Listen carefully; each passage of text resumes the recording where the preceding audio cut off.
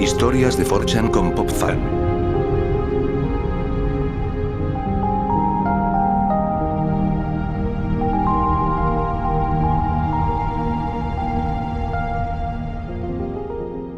La historia del gato guardián. Imagina que soy yo de joven, siendo estudiante universitario. Tenía pésimos hábitos de sueño, adicción a los videojuegos y a la cafeína. Por las noches me atormentaban visiones de una figura alta que me miraba desde mi visión periférica. Siempre estaba en las esquinas de las habitaciones, o tras el marco de las puertas y en las escaleras. Si no había ninguna en mi campo de visión, sentía una presión acechando detrás de mí. Sabía que era un producto de mi mente, pero la presión aumentaba cuanto más tarde se hacía. Me sentía obligado a dormir antes de que se pusiera peor, como si me hubiera convertido en un intruso. Eventualmente adopté a una gata negra. De alguna manera, la idea de compartir la noche con otra criatura viva redujo la severidad de las visiones. Poco a poco arreglé mis hábitos de sueño mientras me convertía en un adulto funcional y las visiones desaparecieron. Pensaba para mis adentros que era mi gata quien me protegía. Soy yo casi 2 décadas después, hace unos meses. Mi amada gata murió. Me deprimí y empecé a quedarme despierto hasta tarde durante las primeras semanas posteriores. Todavía dejaba las puertas entreabiertas para ella. Las visiones regresaron, especialmente entre las puertas por la noche, y se han quedado desde entonces. Sigo sin estar demasiado preocupado porque ya no me quedo despierto tan tarde como antes. Soy yo ahora. Mis hábitos de sueño volvieron casi a la normalidad. Estoy cuidando al gato de un amigo durante la semana. Es una cosita vieja, sorda y gorda que me sigue a todas partes y duerme. Literalmente no puede oír cuando lo llamo y empieza a chillar si no me encuentra. Básicamente es un bulto inamovible una vez que se duerme y es difícil de despertar. Me voy a la cama y él duerme justo a mi lado. Me recuerda con cariño a mi gata. Excepto que, de repente, se queda mirando fijamente a la puerta. Esa puerta que había empezado a cerrar porque sentía que me observaban mientras dormía. Pero ahora tengo que dejarla abierta porque el gato necesita acceso a su comida, agua y arena. Probablemente solo esté captando la luz de mi teléfono mientras leo. Mientras sigo leyendo, cierro la puerta para que me moleste menos. Entonces empieza a mirar de repente hacia la esquina a los pies de mi cama. Irritado, lo ignoro, termino de leer, vuelvo a abrir la puerta y cierro los ojos para dormir. Siento que el gato continúa mirando intermitentemente hacia la puerta. Extraño a mi gata guardiana, hermanos.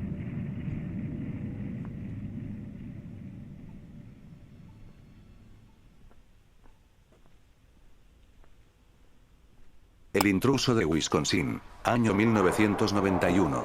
Yo tenía unos 10 años. Éramos pobres como las ratas y vivíamos en una granja. Con pobres como las ratas me refiero a que literalmente no teníamos nada. Sin televisión, sin cámaras, y aparte de una radio, nada de nada. Vivíamos en una zona muy rural en el extremo norte de Wisconsin. No había vecinos en varios kilómetros a la redonda. Estaba solo en casa porque mi mamá y mi papá tuvieron que ir al pueblo por suministros. Estaba escuchando cualquier tontería que no recuerdo cuando alguien golpea la puerta. Extraño, ya que normalmente no recibimos gente por aquí. Voy a la puerta. Hay una maldita grieta en la madera. El desgraciado golpeó tan fuerte que dejó una grieta. Miro a través de la grieta para preguntarle qué estaba pasando. Estaba desnudo y cubierto de sangre. La foto adjunta se le parece. Le pregunto qué demonios estaba haciendo en nuestra puerta. Tuve un accidente de coche.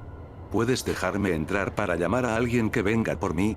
El tono del tipo era plano, parecido a cómo suena una computadora cuando habla. Le digo que se largue antes de que me ponga en plan mafioso con él. Él sonríe y dice, no me arrepentiré si lo dejo entrar.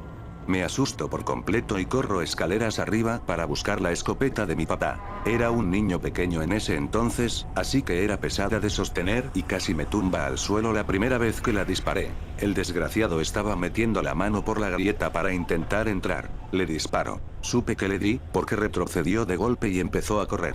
Miré por la grieta y me preparé para dispararle de nuevo cuando lo veo corriendo hacia el bosque. En 4 malditas patas. no como una persona camina o gatea en 4 patas, este tipo era como un maldito oso o algo así por cómo corría. Estaba demasiado asustado para dispararle de nuevo. Mis padres llegan a casa y me encuentran llorando en la esquina con el arma a mi lado. Mi papá se asusta muchísimo cuando le cuento lo que pasó. Dijo que podía comer un poco del helado que me trajo mientras salía a buscar al tipo. Regresó al día siguiente e inmediatamente llamó a mi tío que vivía en Milwaukee para que viniera a buscarme. La noche antes de que mi tío me recogiera, estaba haciendo mis tareas y revisando a las vacas. El mismo tipo estaba en el granero, comiéndose uno de los terneros que nació muerto. Ni hablar. Vuelvo a la casa y le digo a mi papá que un tipo se estaba sirviendo una hamburguesa en nuestro granero. Él sale con el arma y amenaza con desollar al tipo si regresa. El tipo simplemente se ríe y se interna caminando en el bosque. Nunca regresó.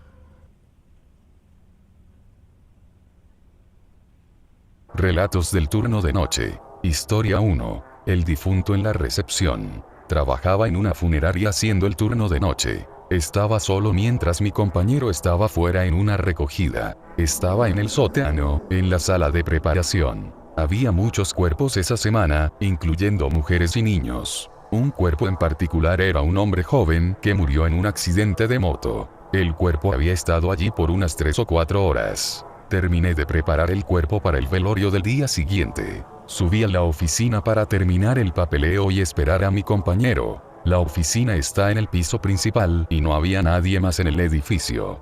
Terminé mi papeleo y decidí ver algo de televisión en la sala de estar. Mientras caminaba, escuché un fuerte golpe viniendo del vestíbulo delantero. Me detuve en seco. El vestíbulo tiene cámaras de seguridad instaladas. Miré el monitor de la oficina y vi una figura sentada en una de las sillas del frente. Pensé que era un familiar que había entrado por una puerta mal cerrada. Fui al vestíbulo y encendí la luz. No había nadie. Regresé a la oficina confundido y miré el monitor de nuevo. El hombre seguía allí sentado, mirando directamente a la cámara. Reconocí su rostro perfectamente. Era el joven del accidente de moto que acababa de preparar en el sótano. Sentí que el corazón se me salía del pecho y bajé corriendo al sótano. Entré a la sala de preparación y el cuerpo seguía exactamente donde lo dejé. Subí de nuevo y miré la cámara una vez más. El tipo ahora estaba de pie y señalando directamente hacia el monitor. Salí del edificio y esperé en mi coche hasta que llegó mi compañero. Historia 2. El soporte de suero fantasma. Soy guardia de seguridad en un hospital antiguo durante la madrugada.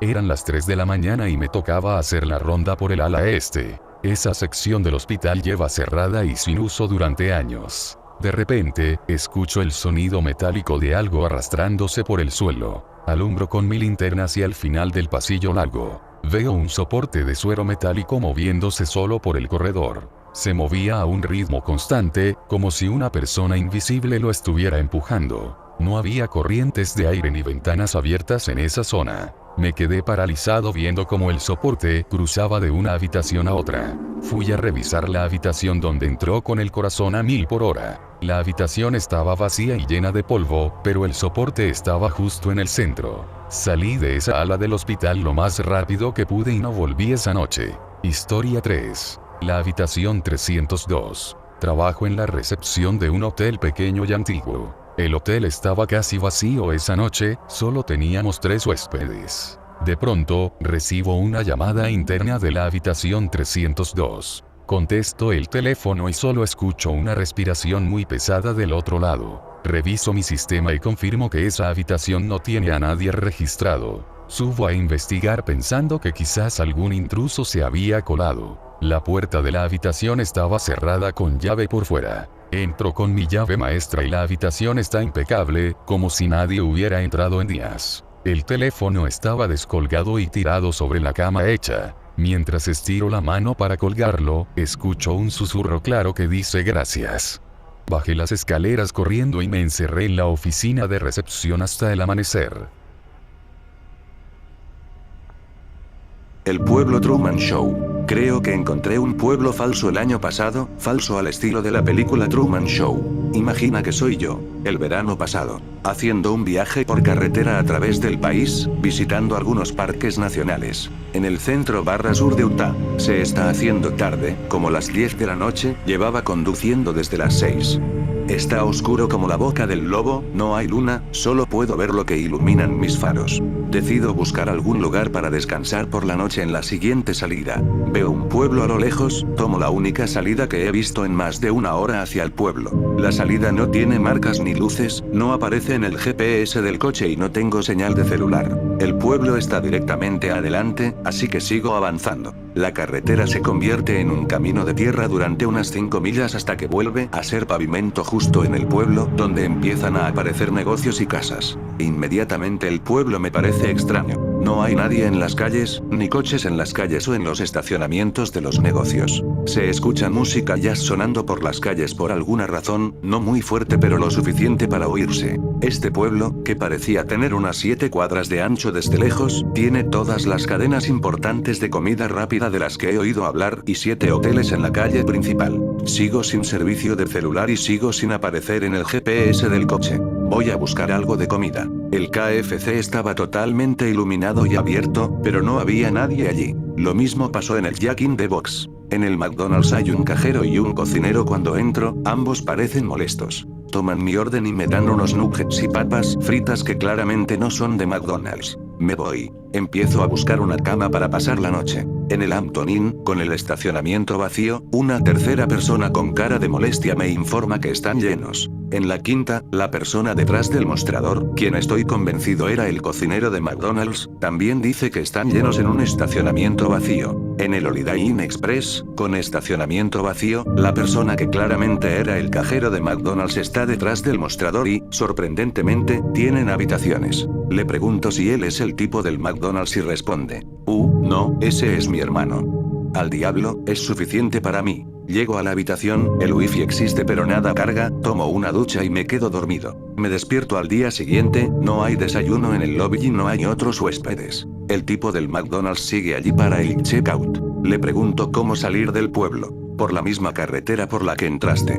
Me dirijo al McDonald's para comer algo. El pueblo sigue reproduciendo jazz suave. Sigue sin haber nadie en la calle. Pido por el autoservicio. La mujer del autoservicio es definitivamente la mujer del Hampton Inn. Pedí un McGriddle y un café negro. Ella me entrega un sándwich de muffin inglés de microondas y lo que supongo es algún tipo de café instantáneo. El lugar es demasiado extraño para quedarse y discutir. Me dirijo por la única carretera de entrada y salida del pueblo. A unas 3 millas en el camino de tierra de 5 millas, noto una gran cerca de alambre de metal a ambos lados de la carretera en el desierto. Me encuentro en la carretera con una gran puerta motorizada que está abierta. Tan pronto como paso, la puerta comienza a cerrarse. Regreso a la carretera, finalmente llego a la ruta 62.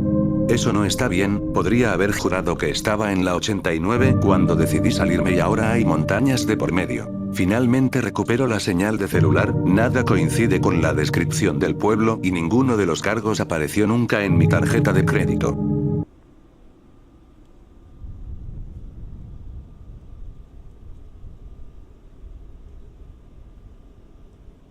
El incidente en Squatoyer. Me gustaría empezar diciendo que no tengo ni idea de por qué estoy publicando esto en /x/, de verdad.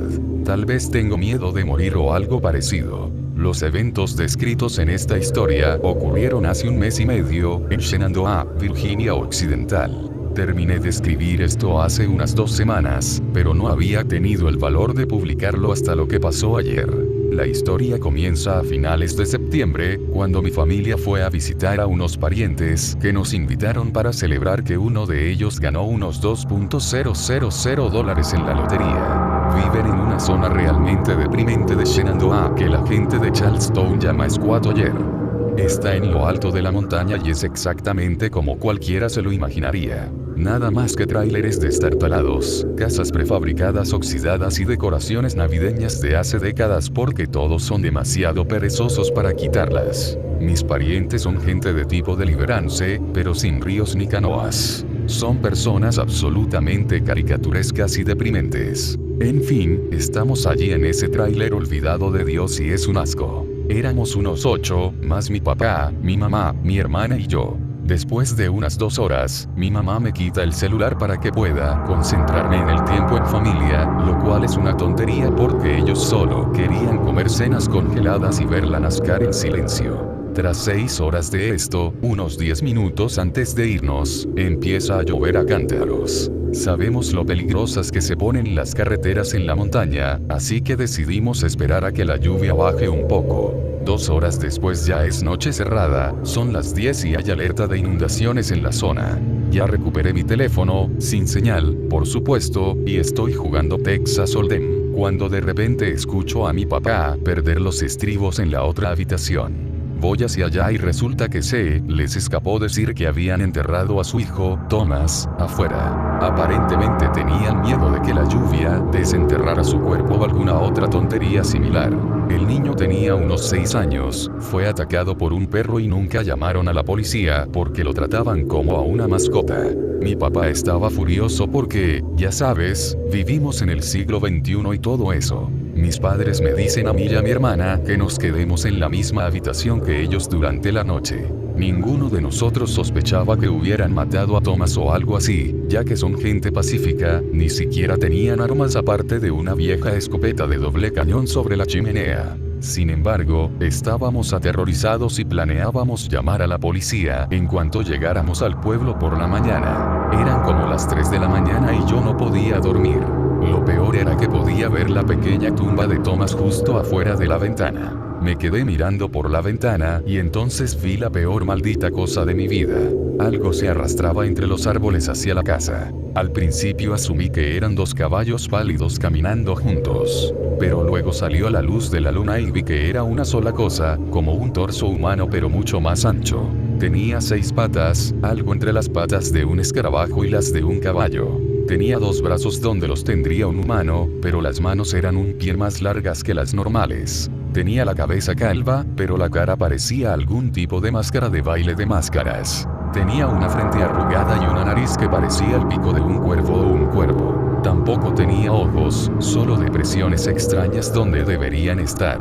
Parecía tener una boca humana debajo de su probóscide. Lo que todavía me impresiona hoy es que parecía tener genitales humanos justo en el abdomen, donde estarían los de un caballo. La cosa se movía con gracia y hacía ruidos sordos al caminar. Debía medir unos 7 u 8 pies de alto, pero parecía pesar apenas 150 libras. Empieza a caminar hacia la tumba de Thomas y finalmente salgo de mi trance y grito. Mi mamá es la primera en despertar y le digo que mire por la ventana. Ella se acerca y no parece entender lo que está viendo. Después de un minuto, la cosa se agacha y empieza a escarbar en la tumba con sus manos. Mi papá y mi tío Jasper entran corriendo. Jasper pierde la cabeza al verlo, grita como una niña y sale corriendo llamando a su padre. Está afuera, vino y está afuera.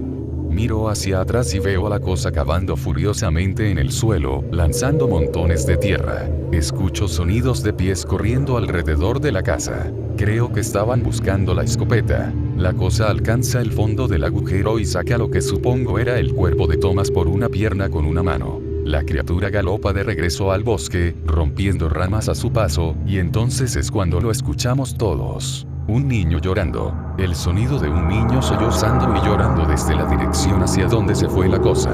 Nos fuimos en cuanto paró la lluvia, como a las 5 de la mañana. Ni siquiera nos detuvimos en la casa. Manejamos directo a Ransom para cargar gasolina. Nadie se dijo una palabra. Mi familia se niega a hablar de lo sucedido. Traté de sacarlo a colación una vez solo para asegurarme de que fuera real, pero mi papá me dijo que me callara la boca. Escribí esto unas 3 semanas después de que pasó, lo guardé en un blog de notas y lo dejé ahí. Nunca se lo mencioné a mis amigos, solo traté de borrarlo de mi mente, emborrachándome cada vez que el pensamiento volvía. Casi funcionó, hasta ayer. Verán, trabajo en una gasolinera en Ransom, de las 11 p.m. a las 7 a.m. Ayer, mientras llevaba las bolsas de basura a la parte de atrás del edificio, escuché lo que pensé que era un drogadicto hurgando en el contenedor. Grité un par de veces para que se largaran. Pero mientras caminaba hacia la fuente del ruido, de repente escuché esos pasos sordos de nuevo. Me di la vuelta inmediatamente y volví a entrar a la tienda para esconderme detrás del mostrador. Miré por el monitor de seguridad exterior y vi algún tipo de movimiento justo fuera de plano, algo enorme proyectando una sombra. Vi un destello de una extremidad pálida desapareciendo de la vista. Tenía que ser la misma cosa. Esperé a que se fuera y, después de un rato, lo hizo. A las 6 de la mañana le entregué mi turno al gerente con una cara de adicto a las drogas. Fui a casa y terminé de escribir esto. Y eso es todo.